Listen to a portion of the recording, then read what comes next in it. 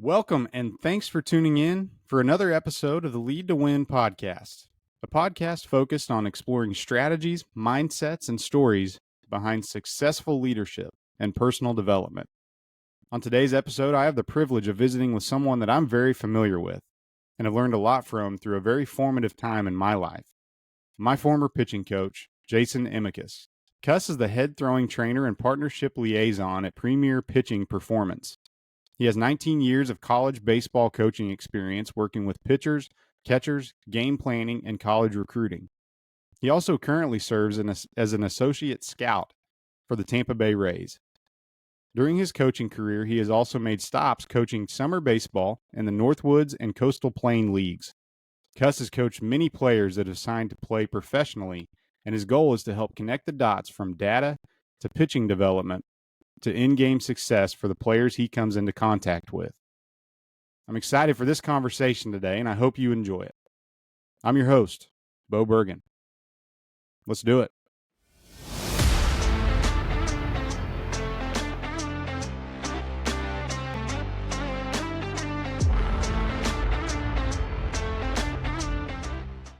Cuss, welcome and thanks for coming on. Hey man, I appreciate you having me. Been looking forward to it. How's things going up north? How's things going in the Lou? Good, man. They're going really well. Just as that kind of time of year where everybody's off playing. The pro guys are at spring training. The college guys are out playing, and high school baseball in Missouri and Illinois has started tryouts and practice. So it's a time for us to kind of meet collectively as a staff and kind of self-evaluate how the off-season training went for everybody and make any adjustments if we need to, and then quite literally do some house cleaning around the building. And my favorite part's getting to go out and watch guys play. So have seen some college games, been watching spring training games on the laptop, and staying in touch with everybody and making sure everybody's getting off to a good start. Yeah, give us a little background on your 19 years of coaching experience. I know you've transitioned into a new chapter in your career, but kind of walk us through where you've been, how you got to where you are right now. Yeah, so we mentioned earlier, like right time, right place. Was working at Mickey Owen Baseball School, surrounded by a bunch of veteran coaches, and it just so happened that a coach from Missouri State, Coach Evans, the pitching guy, would come in town with his son every Thursday and play the little 12-year-old team I was in charge of, and we got to know each other. And to be quite frank, prior internet, I never went to a camp there or anything. We didn't operate that way in the Immekus house, so I didn't really know who he was. It was a guy I talked to every Thursday night at Mickey Owen, really good guy, and the head coach at Crowder had some connections there at Missouri State, and Coach Evans recommended me, so I talked with Coach Summers, and lo and behold, started my college coaching career then. Was still playing in the summer, come back in the pro off season, obviously college season, and do it. And then I got done playing, coaching at Crowder, went back to Washburn where I played at. And, big mentor in my life, Steve Anson, reached out to me because he knew I probably wouldn't have a plan when I was done playing, because I, like a lot of guys, was just going to play in the big leagues for a while, make some money, and go buy a boat and go fish. But it doesn't always work that way. So him having the foresight that might be a problem, he reached out and said, "Hey, I need a pitching coach." And I said, "Well, I don't have a place to live." "I've already got you a place to live." "Well, I don't have any way to make extra money because obviously the coaching gigs don't always pay a lot." He's like, "I've already got you a part-time job." So really, there was literally nothing that man hadn't done behind the scenes for me to get me there. Not for my knowledge, not for wisdom, not for anything like that. It was only at that point only coached 3 or 4 years, but it was because he cared about his players and cared about the people, and that's something that was very impactful. So after that, have spent time also at Missouri Southern and Pittsburgh State and Jeffco, and then the last 3 years before I was here was with Coach Lallemand at Crowder, and so been quite the ride. It's true what they say: don't blink, man. Yeah, absolutely. So something I always remember, and for those of you who don't know, Cuss is my former pitching coach when he was at Missouri Southern. Was it 3.5 years? Didn't you come in I came in a semester. Half a year? Yep. Yeah. Yep. So we spent a lot of time together, especially in the bullpen. I developed some skills in the bullpen that I never thought that I would have to, and that one of those is patience, and as any reliever does. But something I always remember about our conversations in the bullpen was the way you were able to just talk through the mental part of the game. Mm-hmm. It a lot of times it didn't have anything to do with X's and O's. It just had everything to do with how you approach different hitters, different at bats. Jumping through mental hoops to be Mm-hmm. successful. And the mental aspect of baseball is really the biggest reason that I fell in love with the sport. And Mm-hmm. what's crazy is I've played baseball forever, but I really didn't realize that I loved the game until probably my junior year in high school.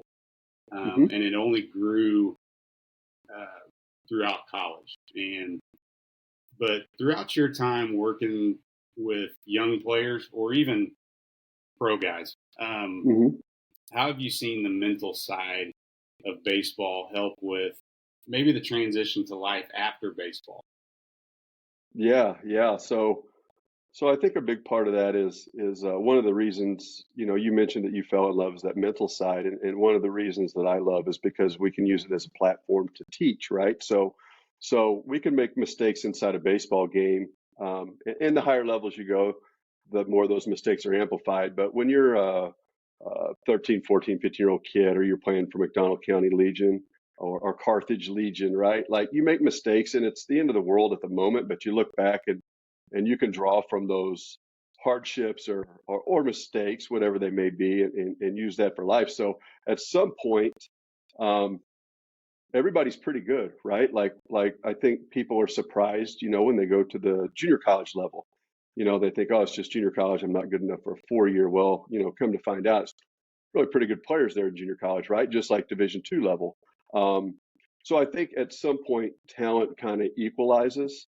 So I think Mm-hmm. it's very important to kind of self-reflect and to make it apparent to players, like show them what they do well and what they could bring to the game. And that goes along with the role you mentioned being, having to learn to be patient. We had a lot of guys at Southern that just by the nature of the beast, man, we had to roll guys out for a lot of innings at a time. So, you led the team in appearances, I will say, but Yeah. not innings. So think about that for a minute. So like there was always like you had to be ready at all times, but you had to handle the idea of maybe not getting in that day. Um, but to go back to your original point, like I think that the game is hard. Life is hard. You're going to have failure. It's they always say the cliche is like it's how you respond to the failure. It's like if you kick a ground ball, don't compound that error by throwing it away at first base and making the trouble worse. So it's kind of like learning to minimize damage and then make the best out of what's left. So I think there's a lot of lessons. Another lesson too is like how to be successful. How do I handle success? Mm-hmm. Because I think that initial part of hey, everybody here is really good and at whatever level you're at, like you get to that next level and you're the best player on your team, and then all of a sudden you're one of 20 on the next group, right? And it's that way from that transition to college to pro ball. So like that idea of learning to separate yourself, see what you do well, but then also, handling the failures, that initial part. But then going back to my point of handling success, like, that could be just as tough. And you can see guys struggle with that because it's almost becomes like an imposter syndrome, like they don't believe in themselves. So, that's where it's a job as a coach to that middle side is my favorite part as well, because there's a ton of guys, X's and O's wise that are really good baseball guys. I love the X's and O's, but I think to create a championship culture, championship style pitching staff, you have to have variety and you have to be able to, see those guys be successful and be able to teach them how to be successful and what success looks like in itself. Because it does look Mm-hmm. different for everybody. For Bo Bergen, it might be coming in on a Friday night, getting a big out in the spot, and then not again until Sunday afternoon when he's got to go 2 or 3 innings because we had a short start. So success looks like, different for everybody. Mm-hmm. Yeah, that's good. So speaking of Missouri Southern, I think back to that time in my life personally, and I think back to it often because I learned so many things. And you mentioned it a little bit. I'd show up to we'd go up to Northwest Missouri, and I might not pitch the whole weekend, Mm-hmm. but then we might go to Central, and I'll pitch every night. And that was a very and you mentioned it earlier. I was used to being the guy, and as Mm-hmm. was everybody in the bullpen. So that was a very important learning period of my life, and Mm-hmm. without a support system, it would be really hard. Um, I think one of the phrases that I distinctly remember is you stay ready so you ain't got to get ready, right? Just kind mm-hmm, of developing that mindset of, hey, you're in a tough spot. I understand that, and I distinctly remember having this conversation with you, and it was a tough one for you to maybe hear at the time, but I felt like it was my job to deliver that message because I knew you were a valuable piece of the club, and we didn't want to lose you, so to speak, right? Like where you weren't all in, and there was never any question, moving forward after the conversation that you were. But it's like, hey, you know, there's going to be times when you don't pitch for a little bit. We're going to get you, short pins after the game or whatever. But here's the deal: when you do get in there, if you don't produce, you're not going to go back out. So mm-hmm, it is a very tough spot for guys to be in, and you're not alone in that role. So it's tough. yeah. So you were a part of the. I tell people all the time. I tell players that I've had in the past about that patience piece. I didn't win a championship of any kind until my senior year of college, and that was something that it just took grinding day in and day out. I would self reflect after every year, and I'm like, man, do I need to be doing something different? Do I need to uh, transition to a more career oriented mindset? Um, it was hard, but it all culminated with that 2013 season, um, and we were able to win a title. And it was, I'll never forget it. I've got the ring sitting here on my desk right in front of me to remind me every day. But you were a huge part of that team. What do you remember about that team, and what made us so special? It's I'll start with the team, as any good coach should, put the team first. I remember a couple things about that year, going through it. Like we were at 34, we were 10 or 12 over on the season when it Mm-hmm. ended, right? So we definitely had better records after that, and teams we were playing against in the postseason had maybe better records. But and there were some big streaks in there. There was a 6-game losing streak, which in the middle of a 56-game season, I mean, that's like a 20-game losing streak in a pro season, right? So, but we also had a 13-game winning streak. So there was some streakiness involved. I remember there was a lot of that. I won't say turbulent, but it was definitely like there was times when things were running right and when they weren't. And the thing that I really commend your group on is I feel like a lot of those guys had been there through some lean years, right? And it was like, here this is, either you can go get it or you can just think that you don't belong yet. And I remember kind of challenging some of you older guys at one point. I know we had some transfers that hadn't been there the whole time, but kind of challenging you guys like, hey man, this is it right here. Like we got a shot. So kind of doing that. But I think what's really a big piece of that is it was a very old group. It was a lot of juniors and seniors on that roster, that had kind of, like you said, self-reflected most likely after each year and had an idea of what they wanted to do. They had learned the patience piece. They had learned that my time's coming. But there's also a little bit of that bond that comes along with that. Like you root for each other. Like Mm-hmm. maybe your name didn't get called today, but man, I hope so and so does a good job today, because I think that that's a very big piece of that club. I remember the home run. Um, Yep. Still get choked up about that a little bit. It was awesome. Pretty cool moment. Yep. Probably one of the top moments in my life, period. And you Mm-hmm. think back to we talked about the intro, what Missouri Southern means to me as far as like family, right? Like growing up to those games and then being able to be a part of something like that was, man, just so impactful in my life. I remember, the initial celebration, we kind of looked at each other like, did that just happen? And Yep. then you guys are dogpiling on the field. And of course, me and my big friend Valela, big embrace, and the rest of the coaching staff. And then I don't know, I actually have a picture somewhere that one of the parents took, but I'm sitting in the dugout just watching. Mm-hmm. And that was pretty cool to see some of the things we had been through, to get to do something like that, because it was a little bit of a surprise.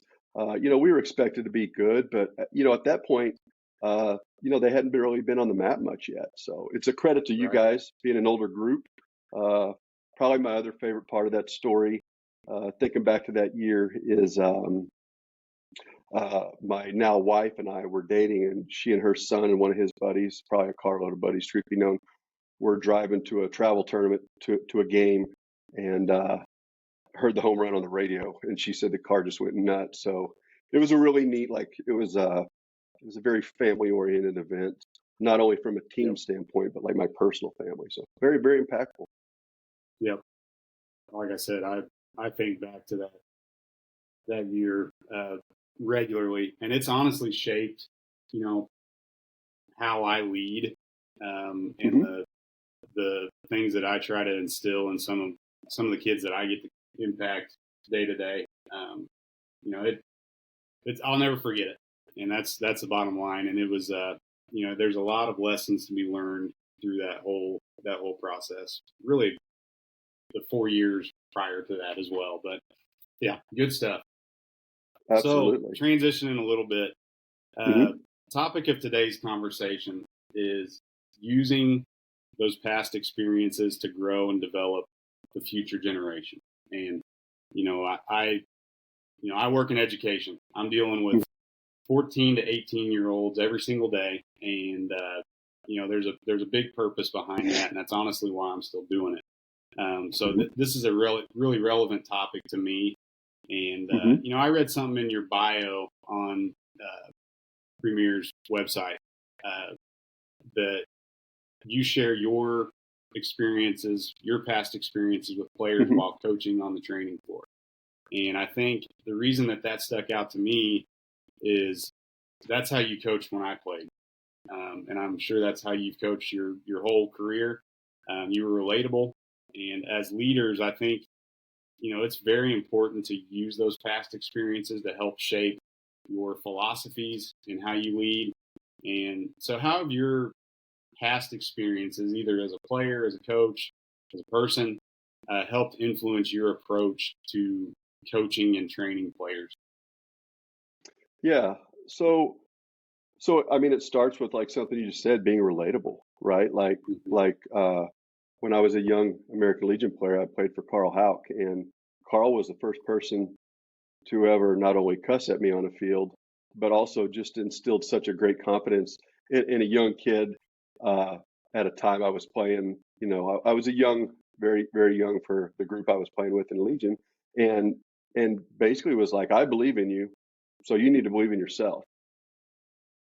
And I thought about that for a minute, and I was like, he believes in me, like, he doesn't think I believe in myself. And to be honest, you're a freshman in high school, you're pretty cocky, you got it all figured out, right? Um, to hear somebody like that say that in front of an older group, really was kind of shaped a lot of things. So I always felt like and we called him Carl too, right? And there's a study out there somewhere that there's a correlation that they believe with calling leadership by a first name or a nickname as opposed to Mr., Miss, or Coach so and so, whatever, right? So that's the whole thing. Like, I correct people all the time of hey, I'm Cuss. I'm not Coach Immekus. I can be Jason if you want, but like, Cuss, because we're all in the same game, right? Like, we all have a common goal. I'm trying to help you reach your common goal, whether it be in a team setting or like an individual training setting here. Like, I think that once people kind of break that down, then they become a little bit more. It becomes an easier conversation, to maybe have every type of conversation, rather that be an easy one or like a tough one we described earlier. Like I think if you thought of me as up on a pedestal, or like above you, and I was saying some of the things that I said in that hard conversation, maybe you don't take it as well. Maybe you do, maybe you don't. But from my perspective, I feel like, it's my job to reach everybody and kind of meet them where they're at, and to be able to do those things. So that was big. I also saw a lot of times, as a player and coach, not necessarily in programs or anything I was a part of, but like how things don't go right. What it looks like when it's not ran right. And you kind of take those experiences, and hey, I was on, I was not a very good player. I was on the, literally the worst junior college team in Kansas that actually no longer, doesn't even have a team. But that was a very hostile, probably the easiest way, environment. And really what it did was, I realized that I just didn't respond. I just didn't respond to it. Like it became, like a loud voice constantly that you just, at some point, you just block out, and that ain't it, right? Like, there was, after that initial push of development, and aside from getting stronger, that was kind of a span. That's what I learned, right? Like, don't be a yeller or screamer. That's not my nature to begin with. I'm not a big motivator. I'll come over and talk to you person to person, say, hey, that was a really good job. And you might feel motivated after that conversation, but I'm not a big yeller and screamer, right? And some guys are, but that's not the authentic self of who I am. And I think people can pick up on that pretty quick if you're fraudulent in your behavior, if you have this fake anger. One of the biggest compliments I've ever received as a coach was, and it was you that said it, was, I was here for 5 years. And I always saw you mad. You're gonna have to edit this out because actually, I guess I wasn't with you the whole time, was I? It was 3.5 years. One of the biggest compliments I ever received as a coach was, I was with you for 3.5 years and I saw you mad twice. And ironically, it had nothing to do with the game. It had to do with preparedness. It was, yelling down to a bullpen and telling somebody to get loose. Not you, by the way, for those listening. And I looked down, a few pitches later to see if they're up moving yet, and they're putting their shoes on. That's just a lack of preparedness. So that angered me. But that's a pretty good compliment, because it means like, hey, if I am upset or I do have to use that tone, then it's valid, right? And you're going to listen, because, hey, man, if this guy's getting upset, like there's probably need to listen. So, and then, one of my favorite quotes from Coach Lalaman was, hey, I've been 18, you've never been 40, or you've never been 45, whatever, right? So I think kind of learn from my mistakes, learn from the things that I have seen, or you've kind of at some point you've been through every scenario in a ball game, and that's when your coaching skills get honed in. But you also get to the point where you've been around enough baseball players, groups of players, that you can kind of start identifying some potential risk, and kind of head them off at the pass, so to speak. Yeah. Are there any moments specifically throughout your past that have significantly impacted your perspective on guiding the next generation of young people? Yeah, I think the big word you use there is perspective, and that goes back to my roots, right? My parents. I think, and we just had this conversation the other day with a group before they left, was, the reason that my passion, after all this time, has remained so high, is because I never felt pressure, right? Like I knew as a little leaguer, as a high school player, as a college player, my success on the field wasn't tied to a love or a nurturing that my parents would give me, right? Like I didn't get in trouble if I had a bad game. If I had a great game, I didn't get in trouble, or I didn't get really celebrated. They were very supportive, but it wasn't like, I don't want to get in this car because I know I'm going to get, chewed out because I had an error in the third inning, right? Like I knew good or bad game. Like after the game was over in Little League, I was going to go home, do a couple chores, have supper, and go to bed, right? And if it was a good or a bad game. So I think that perspective that my parents, instilled in me of like, it's a game, and yes, it does mean something to you, but that's not everything. It's a platform, right? So I think that perspective, it kind of set off the whole perspective of why I feel it's so important to get to know the person, because ultimately, like in a leadership position, regardless if you're trying to, do anything, if you're trying to create a new product, if you're trying to, lead an athletic department or lead a school of educators, like the goal is the same, right? Like you're trying to lead a group of people to a common goal, keyword being people. So you have to understand, how those people interpret messages and how they need motivated or not motivated, or who can you trust and how do you need to gain trust from players, coaches, fellow administrators, or whatever role you're in, right? So I think that's a big part of it too. Yeah, I'm glad you said that, because that's something that I tell players and parents specifically. Your kid is not defined by the medals they win, the success or failures that they have on the athletic field. They're defined by the people that they are, and that goes for any industry, as you mentioned. If somebody's a high performing salesman, they're not defined by that. They're defined by the characteristics that comes from them as a person that makes them a successful salesman.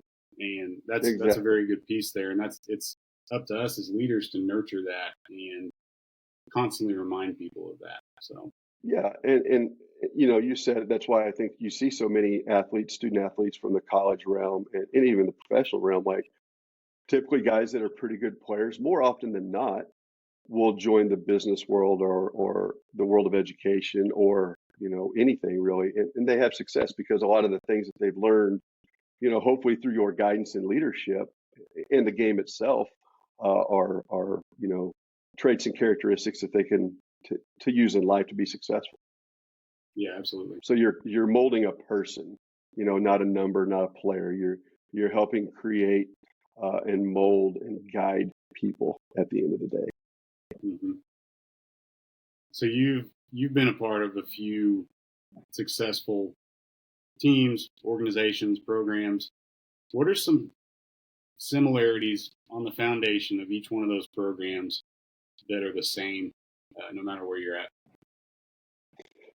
Yeah, I think a vision, a common goal, a clear vision, like what are we trying to accomplish, and being very deliberate with that. Now, where that gets separated is like everybody wants to win the World Series, but the good ones are like, how are we going to get there?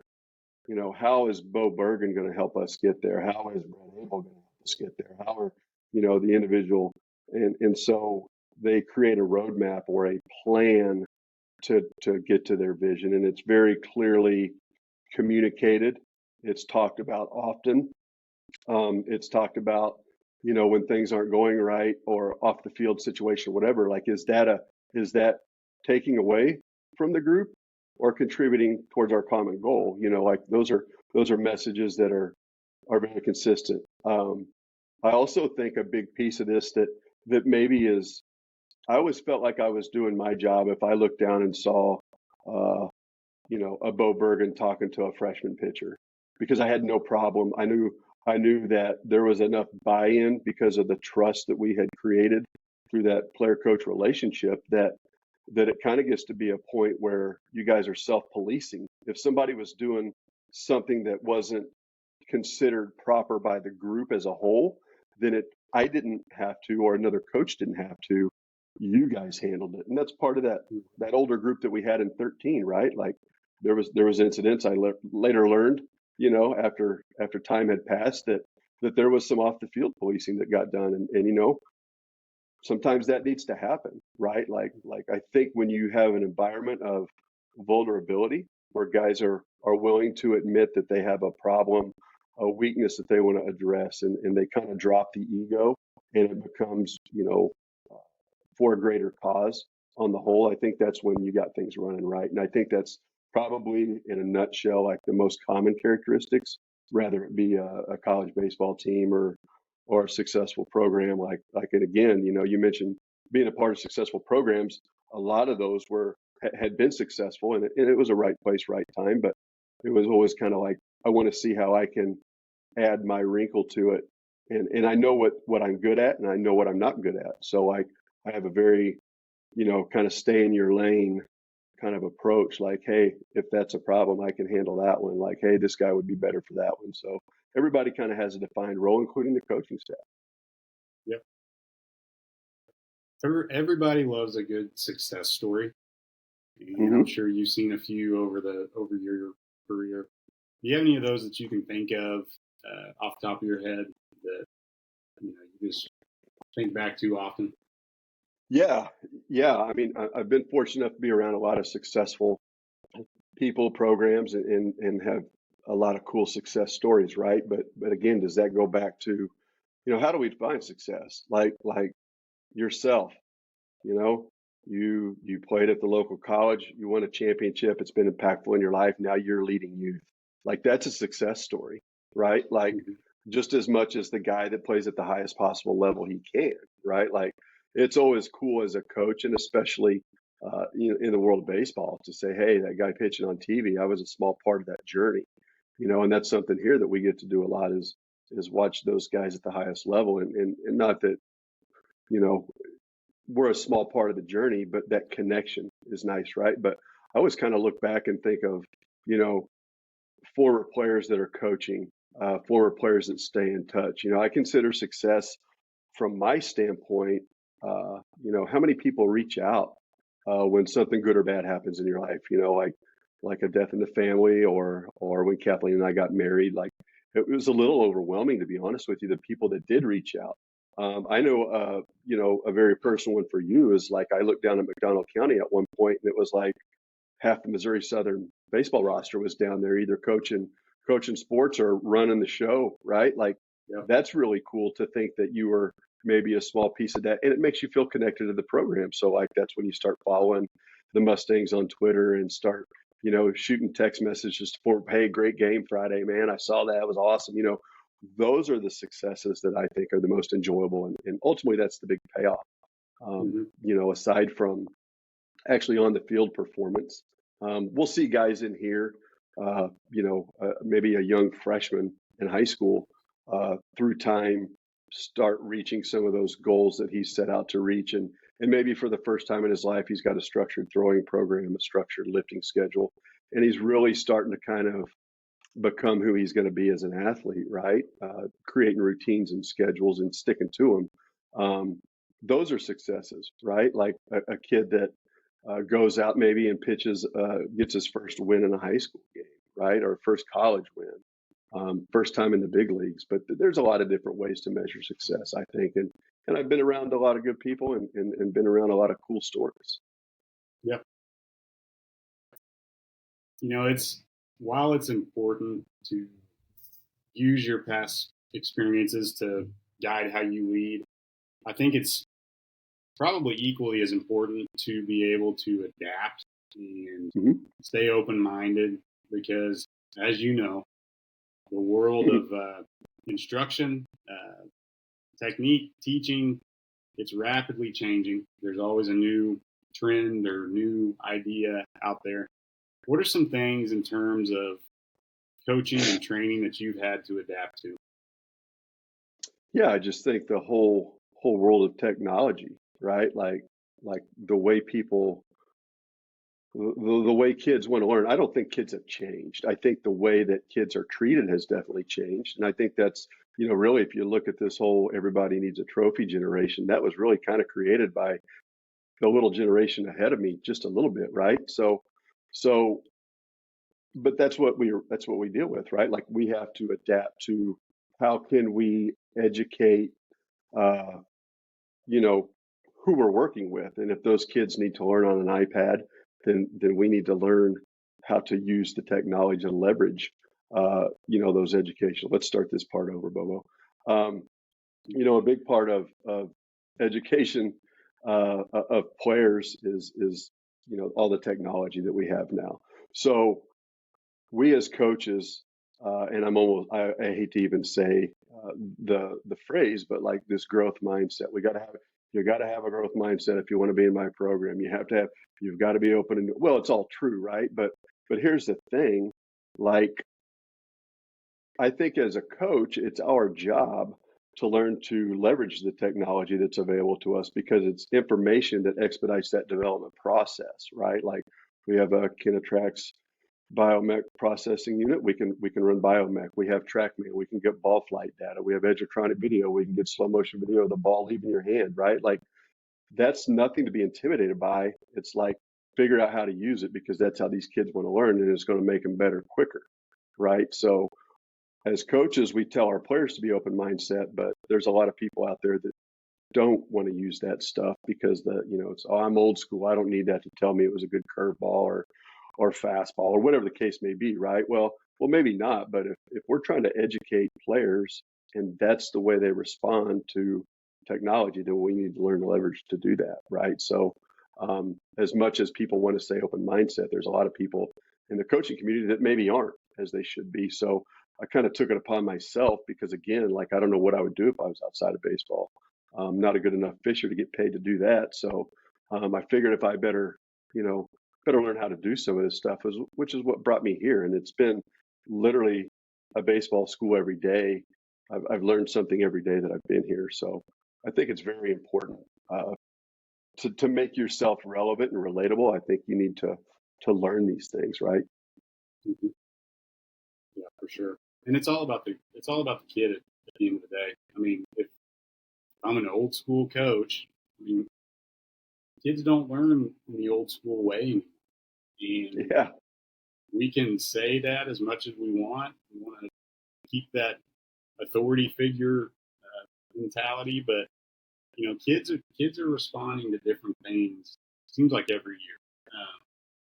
It's so if we're not adapting and being open minded about new things, new ways, new techniques, we're doing the kids a disservice. Yeah, absolutely. It's a lot harder to be a kid now than when you and I grew up. There's a lot more distractions at the world if you allow it. So they're dealing with a lot more stuff than especially me growing up late 90s. Like there's just a lot more going on in the world. So yeah, I think it's maybe tougher from that mental piece that you were talking about now, and creating trust with those kids becomes even more important, which is really kind of circling back to the technology piece and how kids want to learn today. Is like that technology allows us to expedite that process, right? So we can spend more time getting to know the people and creating those bonds that are so important in a team environment. I think about old school, new school, and that's an idea in itself that kind of frustrates me. I was raised, blessed to be born when I was, because I was raised by that old guard, right? There was some hard days of practice. There were some hard lessons learned. There was things that were, said and done to me that if any coach in the country did that now, like they don't have a job because it's going to be recorded on a phone and blah, blah, blah, right? So, and then there's the new school that, oh, those guys don't know anything. Well, there's still some foundational things that those guys can teach us. There's still some basic skills and concept that those guys can teach us that oftentimes get lost because we live in this world of everybody wants to get C and D before they roll through A and B. And it just doesn't work that way. And speaking to your patience piece earlier, like it's very important for players to be patient, and let these things develop, and we can get the information to them quicker and start addressing any changes that need to be made quicker, but it still takes time, right? And that's tough for this kind of I need everything right now generation. And it is what it is. Everybody wants to win. Everybody wants to be the best. That's no different than it was in 1990, 1980, 1970, I don't think the kids have changed. I think the world's changed a lot, and it's a lot tougher place for those kids to learn. And I think we need to be aware of that. The biggest thing to me, you can still adapt and keep the same standards and expectations. That's the biggest thing. It like you mentioned earlier, a roadmap of a vision, or I would substitute. Mm-hmm. Here's our expectation. How do we get there? Well, that road is constantly changing, but we're still going to the same place. I think if we have that in the back of our minds, leaders, it doesn't matter what kind of instruction or guidance that we give on the way to that. get there, then it's a job well done. Yeah. Everybody's got a different road. Yeah, and it's just, yeah, and I think that's, as an early coach, early leader, I think it's very important to understand that, I kind of touched on it earlier, like I knew how I operated. I knew what my thought process was, but it's quite the rude awakening to learn that not everybody thought the way I did. So it's your job, our job as leaders to be able to adapt those different learning styles, whether that be a piece of technology or, it's interesting. One of the things in here is working with the multiple levels of players that we work with. Like some of the guys at the highest level never want to look at anything, TrackMan data wise, delivery wise, like, hey, do you want to go look at your biomech report? Just let me know if I need to change something, right? And then there's some guys that literally want to sit down every day and go over data information. And that's where, meeting the player or employee or coworker where they're at is so valuable, right? Being able to have the skill set to be able to handle both ends of that spectrum, then you can meet everybody in the middle. And I think that's when you've got that situation going, I think that's when a guy's running right. So, in closing, I want to know a little bit more about your employer, Premium Pitching Performance. Who's your target audience, and who might benefit the most from the work that you guys do? Yeah, so we're a baseball facility. We use technology, leverage technology to help create plans, throwing schedules, combined with lifting schedules. So when an athlete comes into our building, they'll go through a 3-step assessment process. One's a first parts of table assessment where it's, mobility, flexibility type stuff. Make sure the body's in a good working order, and then they'll come out to the mound and we'll get them on that Kinetrax biomech processor. And basically what that does is measures the body through time, measures rotational velocities, measures joint angles at particular key moments in the delivery. And then we'll get ball flight data from TrackMan, and the Edgertronic is the little slow motion camera from behind that you actually see the ball, rotate out of your hand towards the plate. Once you're done with that, you'll go over to the weight room and we'll do a power and speed assessment. And basically, like, what that does is I always think in terms of like a really strong guy that doesn't throw hard. Like, where are we missing? Because he's creating some, he's got strength, but he's not creating any power. So we sit down with our strength staff, go over those 3 pieces of the assessment, and then create a throwing schedule lined up with a strength schedule. So really, I think the beauty in what we do, if the secret sauce, so to speak, is how we're able to manage throwing workload and weight room workload, volumes and intensities to make sure their athletes are staying in a safe space while also making the gains velocity wise and stuff wise that they need to make. So our target audience really, like, we'll start typically freshmen in high school are the youngest group, all the way up to, we've got first year minor leaguers, guys that have been in the big leagues for several years. So it's a little bit of anybody that wants to get better, right?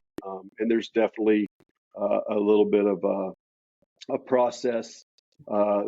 It's a lot of communication initially, because we do remote programming as well. We actually have some kids down there in the good old 417 area, down Southwest Missouri, and then Southeast Kansas, Northwest Arkansas. We've got guys in those areas that we communicate through meetings like this, and make those changes and help lead them down the right path. So it's been probably the most exciting part of my career. I do miss being on the field, but like literally such good people here, because we can have all the technology and information in the world, but if we don't know how to use it and then how to interpret that in a way that a player can use it, then it's all for naught, right? So definitely added some tools to the tool belt and sharpened some skills that I thought I was good at already. So it's been a very impactful part of my life to move up here, and I'm very, very thankful to have the opportunity. Mm-hmm. Looking back on your career, what's been the bottom line? What's been the most rewarding part for you? Um, you know,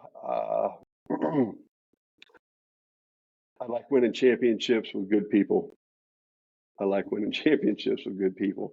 Um, but beyond that, like just the relationships, like, you know, I talk to probably in any given week, probably 4 to 6 players, and there's 2 or 3 that are pretty consistent, and there's 2 or 3 that'll reach out, especially this time of year when college baseball gets going again, and they'll call and, hey, are you watching this? Have you see this? Or I've got a kid that you need to look at, you know, those kinds of things. Just the relationships, I think, are what I value and what makes me the happiest. I've got everything I need to make my life go good, and I think those relationships are a very big part of that. And knowing that maybe I was a small piece in helping somebody get to the point that they're at in their life, and also knowing, you know, like had a conversation with a former player this week who has a father that's in ill health, and kind of talked about what that looked like, what that experience was like for me, and to be able to talk to a former player about things as personal as that, and knowing that they trust me with that information and they trust my advice and seek out my advice, like that means that I think it's a job well done. That's how I kind of grade out myself, is when you're having those types of very personal conversations. Mm-hmm. So this question kind of piggybacks off that, but you know, when you hang it up, or you know, when it all ends, what do you want to be remembered by? What do you want your legacy to be?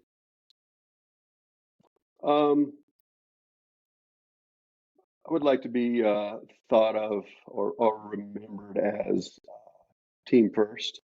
You know, somebody that was in your corner, somebody that you could trust, somebody that was going to be honest, somebody you could be vulnerable with, and have an open line of communication, and an upbeat, you know, the positive vibes only movement, right? Like there's a lot of bad things going on in the world. Like, let's take the few hours a day we have blessed at the ballpark. Like, let's make sure that is the best part of the day. And it's not always going to be easy, but that doesn't mean it can't be the best part of the day, right? Like I think I want to be remembered for being a really good baseball person. That was just a solid dude that we like to hang out with. I think that's probably good enough for me. Absolutely. Well, Cuss, I appreciate you coming on today. I always enjoy our conversations. I would like to have more of them, for sure. Absolutely. I'll be getting down that way to watch some baseball. We'll have to get out and watch the Mustangs play. Absolutely. Well, thanks again. Look forward to following you from here on out, and seeing the good things you do, and good luck to you. Absolutely, man. I really appreciate you having me on, and keep doing the good things that you're doing, and know that I'm rooting for you, brother. Thanks for listening to this episode of the Lead to Win podcast. If you're listening this week, make sure to drop a rating on whatever app you're listening on. I'd love to hear from listeners and make this podcast even more relevant to you. Also, make sure to follow the Lead to Win podcast on social media. We're on Facebook, X, Instagram, YouTube, and TikTok. Give us a follow and feel free to share the content. Again, thanks for listening this week. I'm your host, Bo Bergen. See you next Tuesday.